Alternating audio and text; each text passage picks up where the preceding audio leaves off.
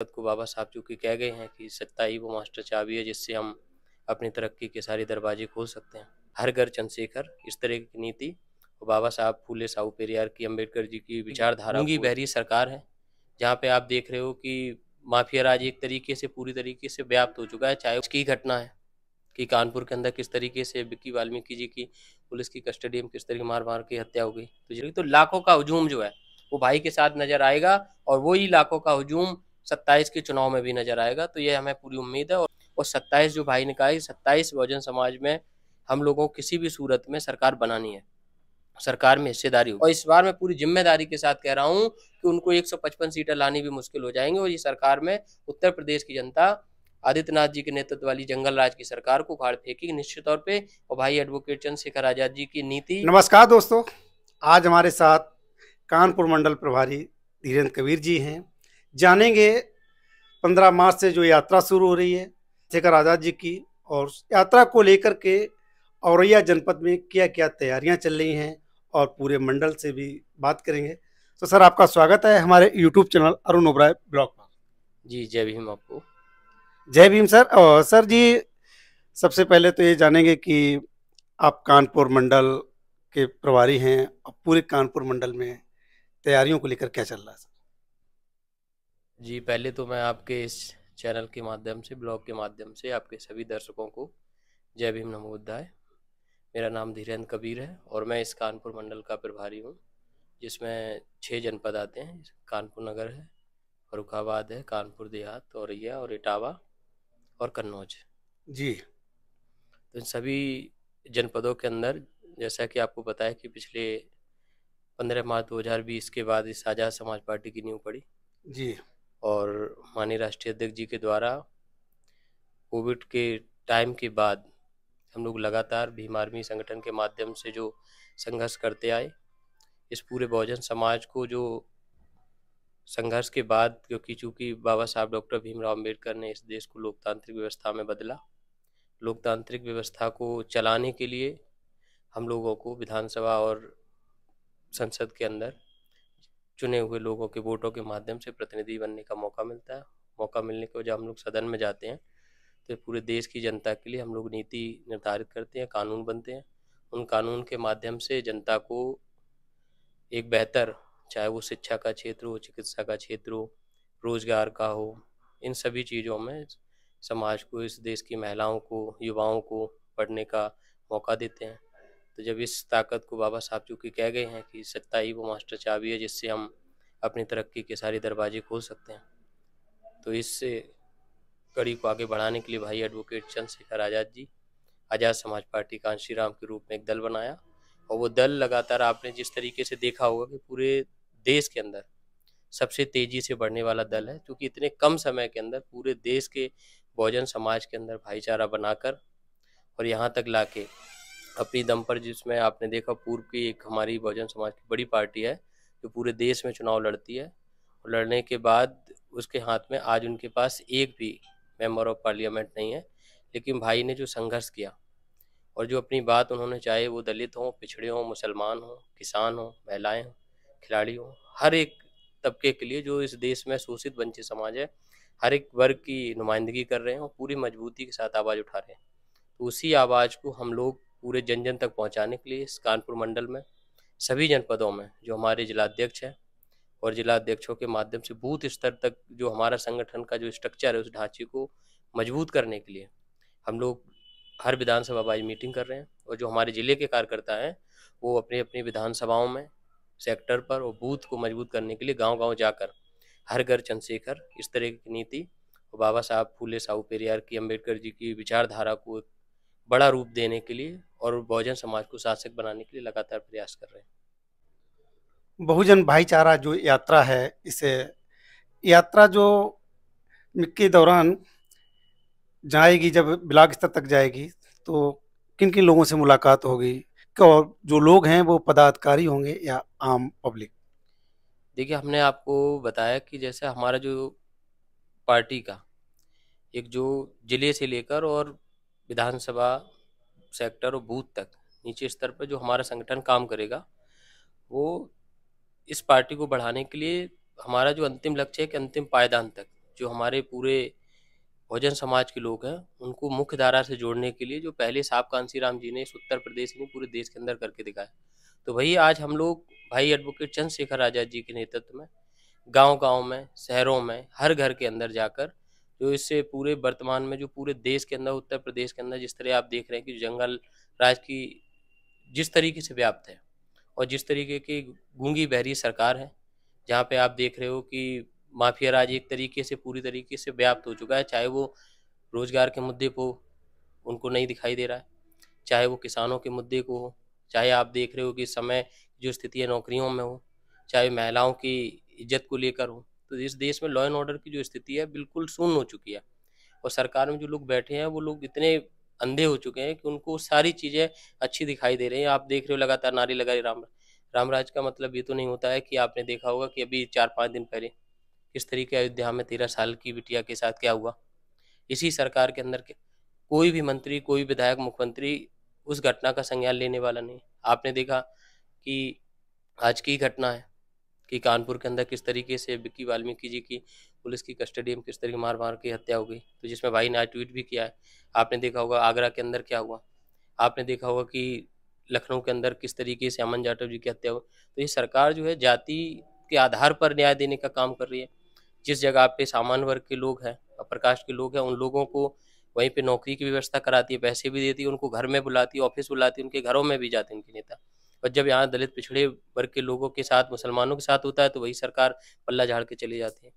तो ये इस परिस्थितियों में कि हम ये चाहते हैं कि बहुजन समाज का शासक अगर शासन स्थापित करना है तो ये भाईचारा हम लोगों को बनाना पड़ेगा।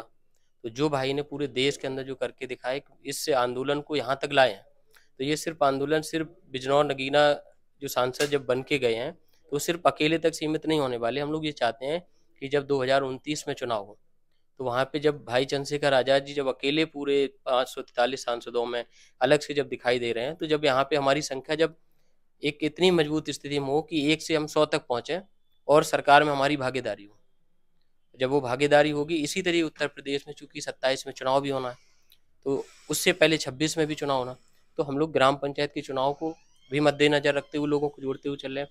और 27 जो भाई ने कहा है, 27 बहुजन समाज में हम लोगों को किसी भी सूरत में सरकार बनानी है, सरकार में हिस्सेदारी होगी और इसको करने के लिए हमें ज़मीन पे जाकर आम लोगों से मिलकर, चाहे वो गरीब हों, मजदूर हों, किसान हों, नौजवान हों, उन सब के मुद्दों को सरोकार करते हुए उनको एड्रेस करना कि सरकार में क्या-क्या चीज़ें जो होनी चाहिए थी 10 सालों में नहीं हुई हैं, क्या-क्या चीज़ें हो सकती थी या क्या-क्या चीज़ें होंगी।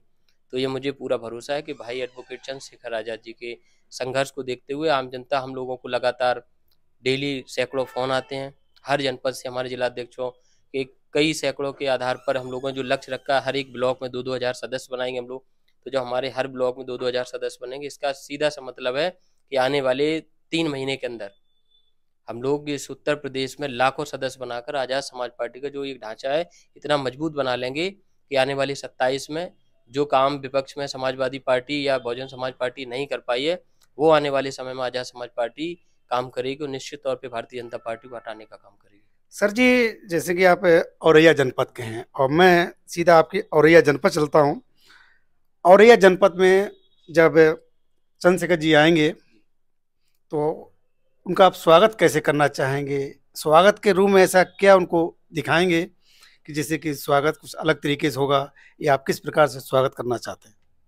यहाँ पे आपने औरैया की बात की है, मैंने ये कहा कि उत्तर प्रदेश के किसी भी कोने में मैं सर पर्सनली आपके औरैया जनपद की जानना चाहता हूँ। आप औरैया जनपद के पूर्व जिलाध्यक्ष भी रहे हैं, अभी मंडल प्रभारी हैं और आपका गृह जनपद है, तो मैं आपके गृह जनपद के बारे में सिर्फ जानना चाहता मैं इसलिए आपसे कह रहा हूँ क्योंकि ये यात्रा जो है, ये यात्रा कहाँ से शुरू होगी, अभी इस चीज़ के बारे में पार्टी का कोई निर्देश नहीं आया। लेकिन चूंकि जहाँ से भी स्टार्ट होगी, औरैया पूरे उत्तर प्रदेश के हर जनपद में सबसे अच्छी भूमिका निभाएगा। औरैया की जनता, खास तौर पे युवा, बड़े बुजुर्ग और माताएं बहनें भाई को देखने के लिए लालायित हैं और वो लोग चाहते हैं कि आने वाले 27 में इस चुनाव में भाई ही उत्तर प्रदेश के मुख्यमंत्री बने। तो सब लोगों के अंदर ऐसी भावना है और पूरे जोश के साथ औरैया उनका स्वागत करेगी और लाखों की संख्या में भाई की इस यात्रा में लोग जुड़ेंगे। और आप देखेंगे कि औरैया से ही एक ऐसा विकल्प निकलेगा कि आपने 2002 में भी देखा होगा कि हमारे यहाँ पे जो पिछली बहुजन समाज की पार्टी थी उस पार्टी को तीनों विधानसभाओं में जिताकर भेजा था हमने।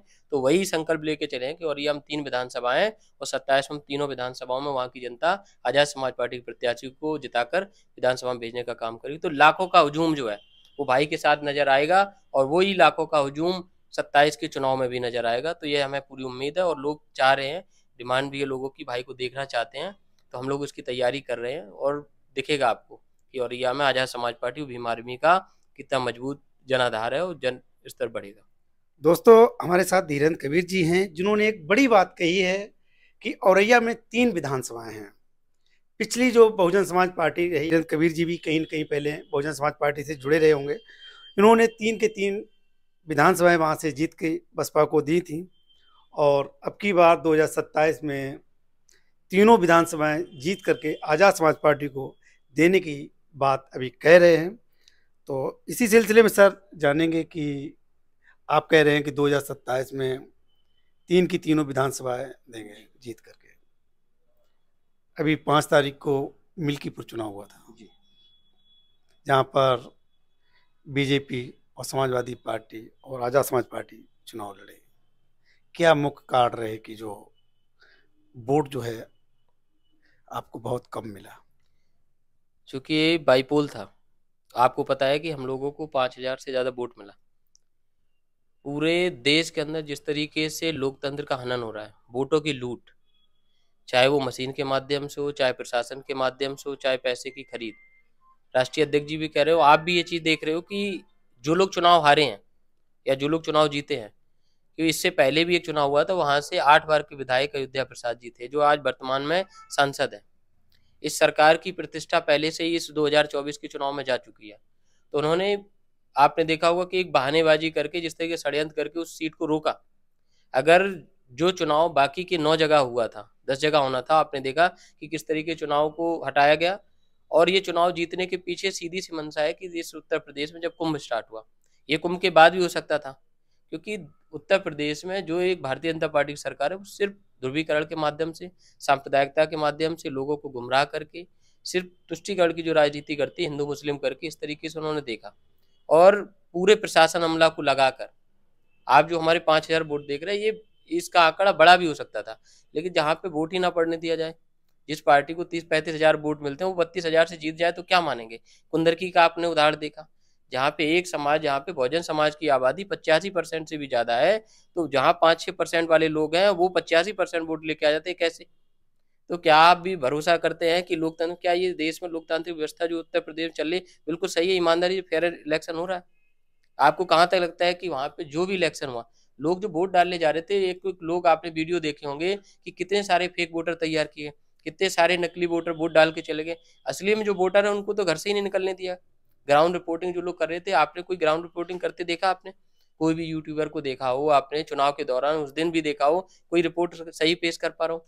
अधिकारी किस तरीके से लोगों के वोटर आईडी चेक, जबकि निर्वाचन आयोग की नियमावली में साफ है कि पुलिस का कोई भी कर्मचारी वोटर आईडी चेक नहीं कर सकता, उसको अधिकार नहीं है, फिर भी ये लगातार आते हैं। तो आप देख रहे हो लोकतंत्र की लूट चल रही है, जिस तरीके से लोगों के अधिकारों को कुचला जा रहा है। तो लेकिन जब ये आम चुनाव होगा, इससे पहले भी उस उत्तर प्रदेश के अंदर आपने देखा था कि 61 सीटें थी उनकी, लेकिन जब यही 24 में जब चुनाव हुआ तब उनकी स्थिति क्या हुई? आज भारतीय जनता पार्टी कहाँ पे खड़ी है? तो जब ये आम चुनाव जब होगा, पूरी जनता उनके खिलाफ है। ऐसा नहीं कि भारतीय जनता पार्टी पूरे मैंडेट में है, आपने देखा पूरे देश के अंदर उनकी लोकसभा की सीटें भी घटी हैं। जब ये आने वाला टाइम उत्तर प्रदेश का होगा, तो इस बार जिस जगह पहुंचे हैं, इससे पहले के चुनाव में भारतीय जनता पार्टी अकेले जो सीटें जीती 324 जीती थी, दोबारा चुनाव हुआ तो 255 रह गई।